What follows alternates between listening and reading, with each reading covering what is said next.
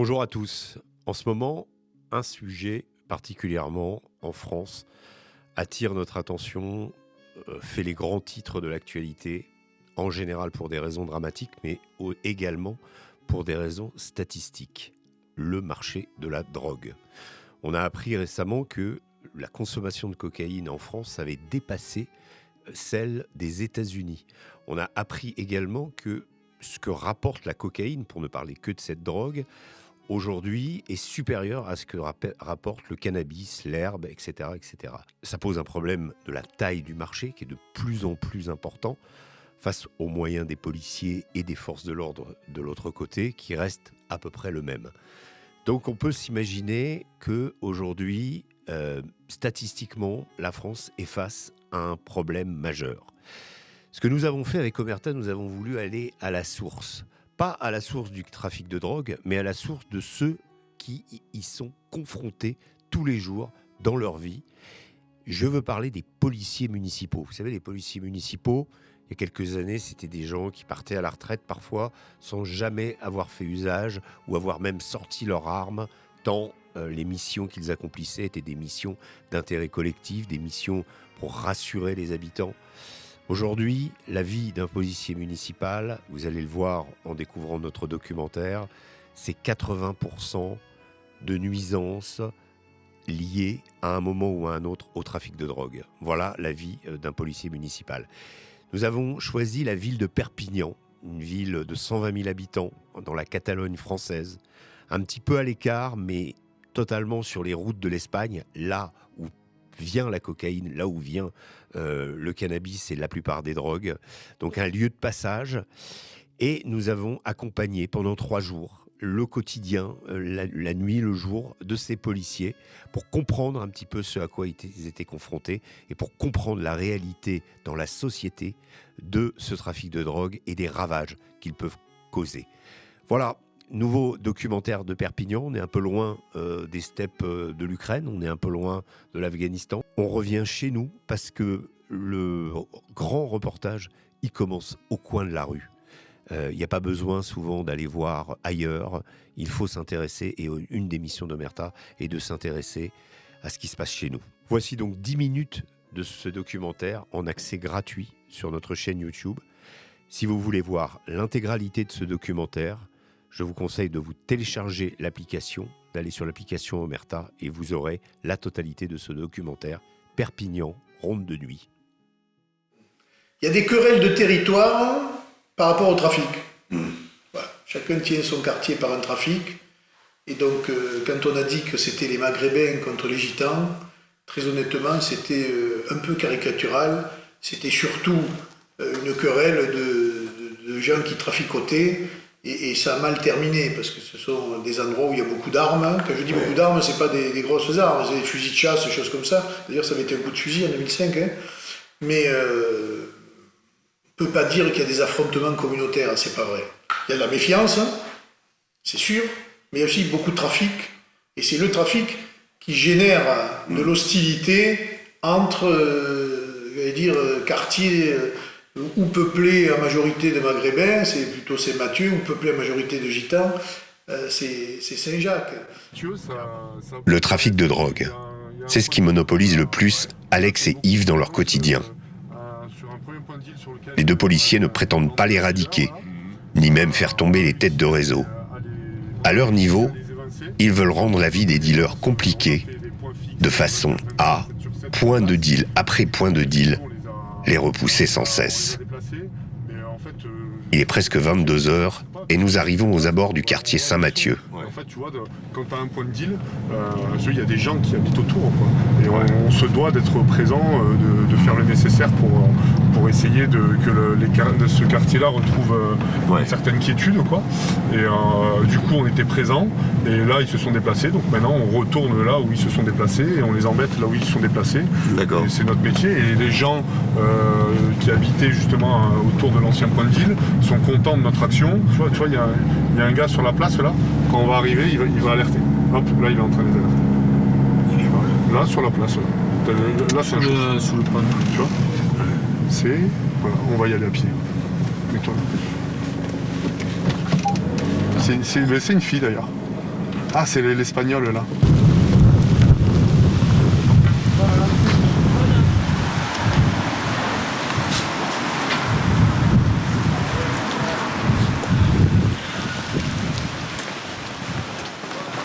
Les dealers profitent en général des ruelles étroites de la vieille ville de Perpignan pour écouler leurs marchandises en toute tranquillité.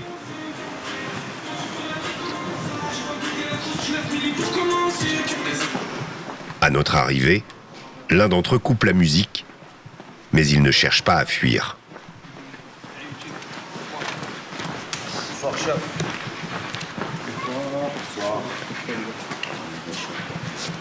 La musique. Ouais, désolé, monsieur. Là. Hein? Désolé. La musique. Le respect. Ouais, j'ai été désolé avec tout le respect. Vous avez des pièces d'identité? Non, même pas, monsieur. Non, c'était quoi là? Hein? Londo. Londo? Vous venez d'où? Algérie. Tous? Ouais. Continuez. Pourquoi ça a été? Je faisais des conneries, j'étais petit, après c'est bon. C'est quoi comme connerie? Ah, tu connais, chef. Je peux pas dire. Ah, je peux pas dire. Tu le sais sans dire. Sans te dire, tu le sais. Ouais. Voilà. Après le contrôle, les policiers les laissent partir. Là, tu as eu un point de deal aussi. Avant celui que je vais te montrer, là, il y avait un point de deal, ça a été muré. Vous l'avez muré exprès? Par rapport au point de vue, parce que si tu veux, c'était une zone qui n'était pas couverte par les caméras, et donc ils repèrent les caméras, et Ok. ils savent que là il n'y avait pas de couverture caméra, Ok. du coup ils faisaient des transactions dans ce recoin-là. Ok. Et donc après, ici, donc ça a été muré, ils se sont déplacés là-bas, après ils sont venus ici. Tu vois? Alors ici, c'était ça a été muré. En fait, ils faisaient des transactions là, refaites un pas. Chauve-souris. À Perpignan, la cocaïne a presque supplanté le shit. Mais d'autres drogues s'échangent.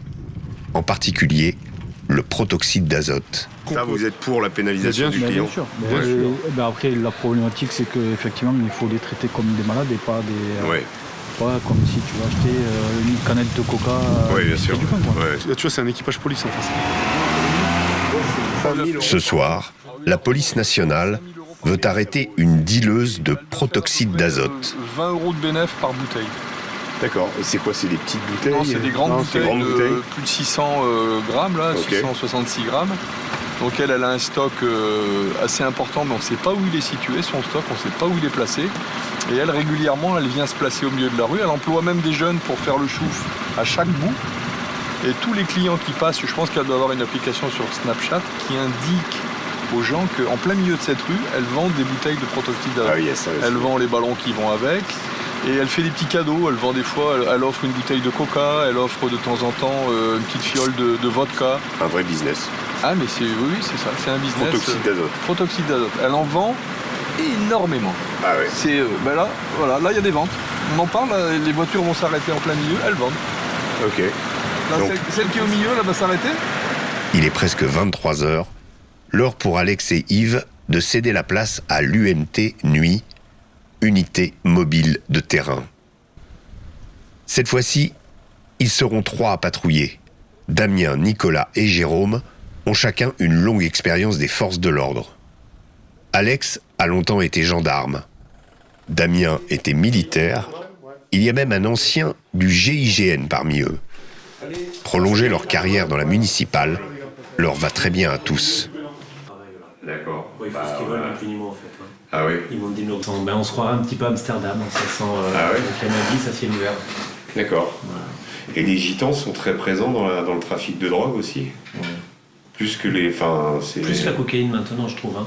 Ouais, la cocaïne s'est développée Que ce soit vraiment. aux abonneurs ou Sur ou tous les Lelus points de deal, hein. et Twitch. Ah oui.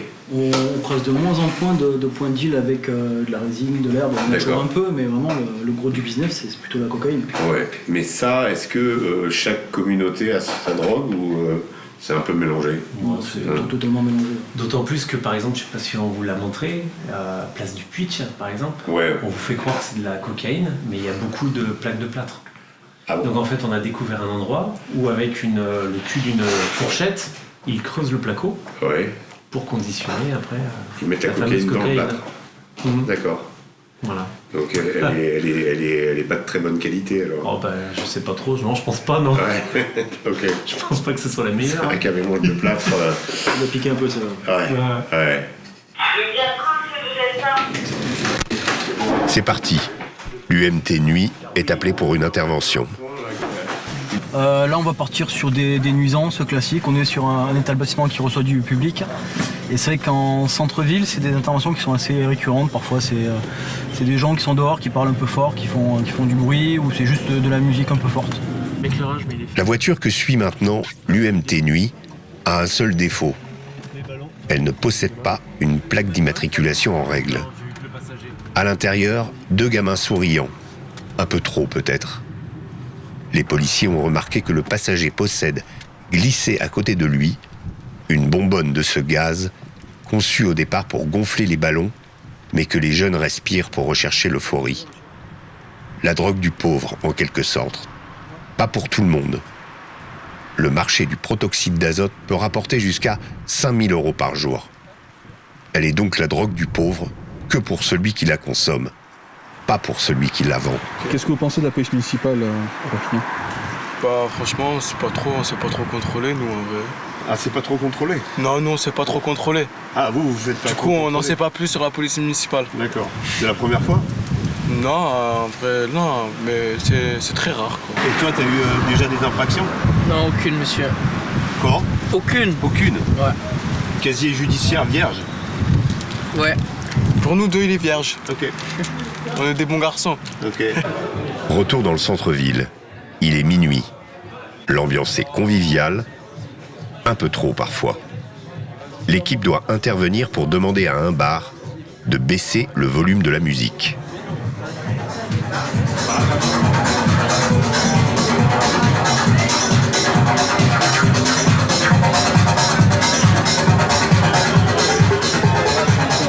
Bah oui, en fait je le savais en faisant cette soirée-là parce que je savais qu'il allait y avoir beaucoup de basses. Je vous attendais un peu, oui. Par contre, si on revient, on va verbaliser quoi. Donc le jeu. Vous voulez dire ce soir ou dans la vie de manière générale? Non, ce soir.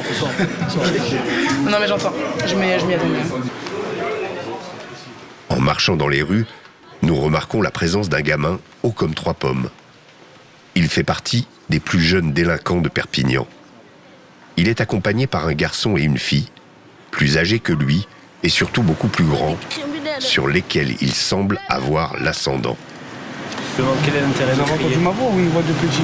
Non, je veux pas. Je sais pas, vous êtes tout un groupe. Bon, je demande c'est quoi l'intérêt de crier? Vous avez entendu ma voix ou un peu français? Ça va être compliqué, je crois, de décharger avec vous. Au-delà de ces 10 minutes, il y a un extrait qui m'a particulièrement marqué. Regardez.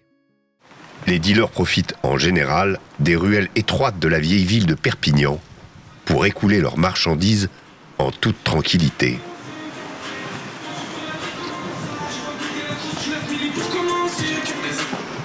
À notre arrivée, l'un d'entre eux coupe la musique, mais il ne cherche pas à fuir.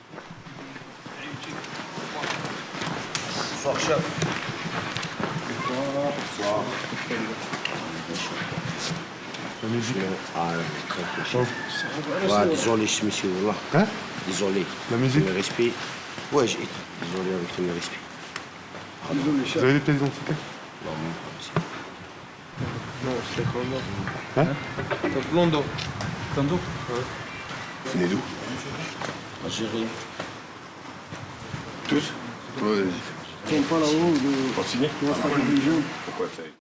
Si j'ai choisi cet extrait, c'est parce qu'il montre vraiment comment le trafic de drogue s'implante dans un quartier et comment les policiers vont faire en sorte de repousser les dealers. Alors les dealers, ce qui est très intéressant, c'est quand les policiers apparaissent, ils partent pas du tout. Ils ne s'enfuient pas, ils arrêtent leur musique et ils se laissent fouiller en sachant très bien que les policiers ne trouveront rien.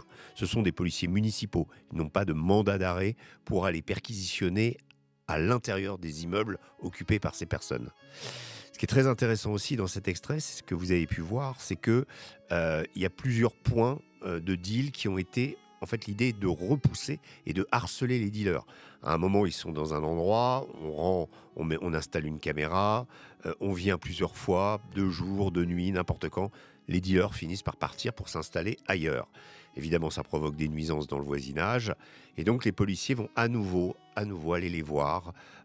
Ça leur permet de rendre compte combien ils sont, d'évaluer à peu près le niveau du trafic dans certains points de deal de Perpignan. Le trafic peut rapporter jusqu'à 30 000 à 40 000 euros par jour. Donc, on est dans des proportions quand même considérables.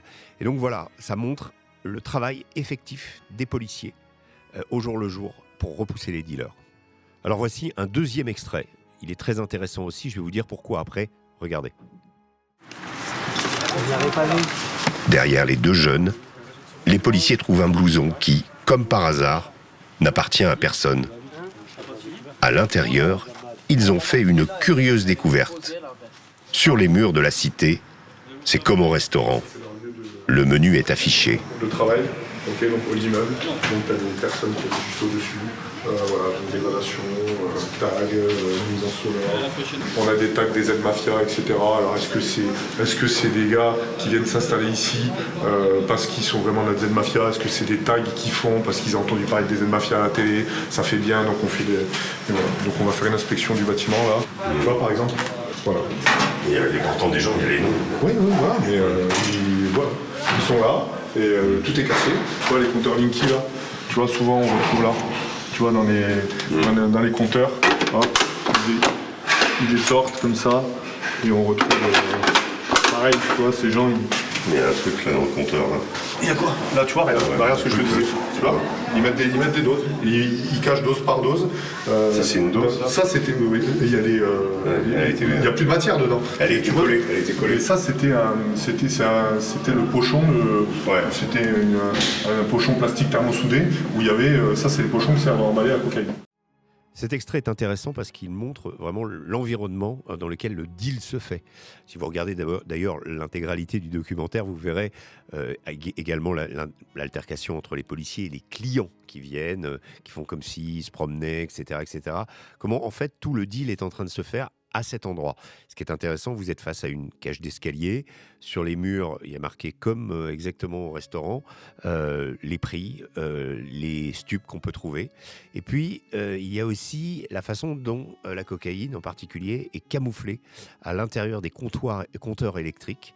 On voit d'ailleurs qu'il y a une sorte de pochon qui contenait de la cocaïne qui avait été fixé à l'intérieur d'un boîtier dans le compteur électrique. Voilà, un petit peu, ça montre l'environnement des dealers et la séquence en intégralité montre que les policiers appréhendent deux jeunes dealers qui, comme par hasard, ne sont pas de Perpignan, ils sont de Saint-Étienne. Pourquoi ils sont de Saint-Étienne? Tout simplement parce que les gamins de la cité ayant été, on va dire, usés par le trafic, ayant fait, à force d'être arrêtés, etc., eh bien, les dealers en reviennent à appeler sur Snapchat, à contacter sur Snapchat des dealers d'ailleurs et à les faire venir en leur offrant une nuit d'hôtel, etc., pour les faire dealer à leur compte. Voilà. Et donc, c'est très intéressant. Ça montre un petit peu comment le marché se structure, comment il est effectif et comment il se déroule dans ces cités avec ses codes, avec la façon dont on lutte contre les policiers. Donc, ce qui est intéressant, c'est qu'un peu partout dans Perpignan, sur les murs, on voit le tag DZ Mafia. Alors, les policiers se sont interrogés, est-ce que c'est la DZ Mafia de Marseille qui a débarqué à Perpignan et parce qu'ils sont présents dans plusieurs autres villes? En réalité, il ne semble pas. C'est peut-être aussi une manière pour les jeunes de se faire mousser en faisant croire qu'on appartient à ce réseau et finalement de faire peur. Voilà. Donc, ces tags, probablement pas Marseille, même si Perpignan est une ville de passage. Les Marseillais sont venus voir. Il y a peut-être des connexions, mais en tout cas, dans l'état du trafic de drogue actuel à Perpignan, il y a de réels dangers. Il y a des volumes échangés importants, mais on n'est pas à l'échelle d'une ville comme Marseille. Tout est expliqué dans ce documentaire, donc je vous recommande d'aller le voir sur l'application. À bientôt.